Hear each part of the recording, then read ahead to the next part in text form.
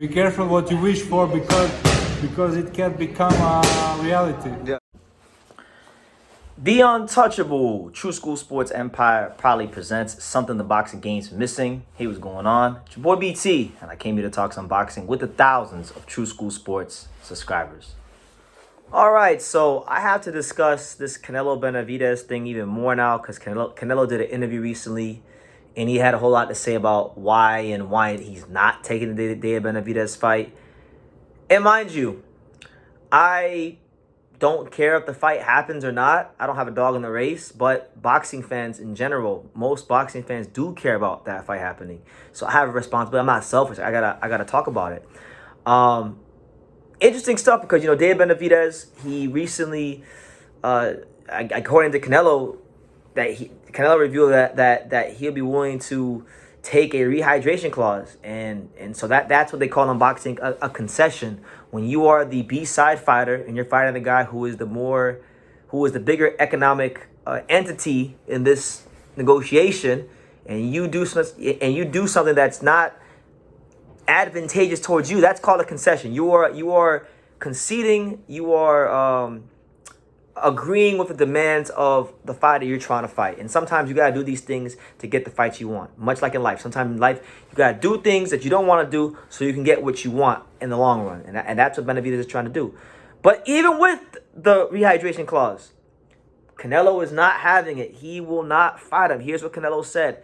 He stated the following, and I quote, "Yes, a rehydration clause is a lose-lose situation because, after the fight, they're going to say, it was because of this. And then what? And then what? Then they're going to talk about that clause when I beat them. They're going to say it was because of the clause, nothing to do with that fight." End quote. So listen, my thing is, here's my thing with Canelo, okay? If you don't want people to talk trash about you because of a clause, then don't fight him with the rehydration clause. Fight him straight up. But you won't do that because Benavidez is a big kid. He rehydrates to like 190 plus on fight night. And that's not what Canelo likes. Canelo likes to be the guy that outweighs his opponents. I mean, because look, let's look it up real quick.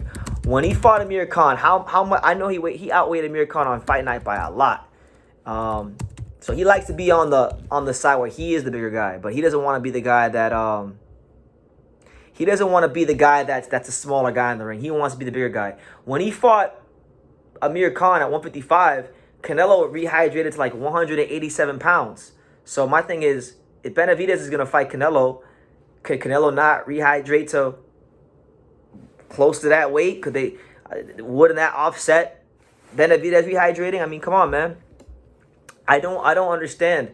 Like, if he's willing to concede to your demands, at that point, that's when you have to take the fight. That's when you should be very open to taking the fight. But the fact that Benavidez is conceding to Canelo, and Canelo still shows no willingness to still make the fight, it shows that he doesn't want the fight. And when I hear his comments, I hear a lot of entitlement. And nobody, and I want somebody to answer me this question because I asked this on a live and nobody can answer my question. At what point does a fighter earn the right to do what he wants to do? Because I only hear fighters say this. When they've become undisputed or something like that, and then there's a young fighter who's really good that people want to see him fight, and then they say no, they don't want to fight him because they did everything they were supposed to do and they earned the right to pick and choose what they want to do. Because Crawford's doing it to Duran, and Canelo's doing it to Benavidez. So what's the criteria for being able to pick and choose what you want to do? Because I don't think there's a black and white criteria for that. Because Canelo said the following, and I quote, "I fought with any fighter, and I've won good money, so I can do whatever I want at this time. I deserve it because I did everything in my career, and I deserve to be in the position. I'm going to do whatever I want." He then went on by talking about his fans that are criticizing him, and he said that those are not my fans. Those are my critics, and they always have something to say about me. It was previously Gennady Golovkin, it was Miguel Cotto, and now it's Benavidez.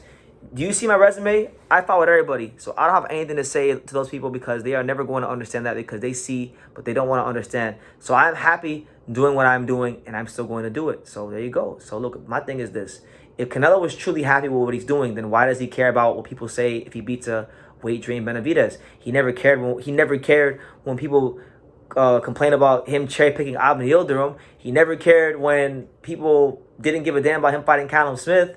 You know, he didn't care. I mean, I like the John Ryder fight, and I gave him credit for it, but he didn't care about fighting John Ryder when the majority of the boxing world didn't give a damn about that fight. So since when does Canelo Alvarez care about public opinion and about his wins and his losses? He's never cared about that. He didn't care about when he weight drained Matthew Hatton, and made him fight at a weight that he don't even fight at, you know, to win his first world title. So it's funny, just funny behavior from Canelo, just being honest.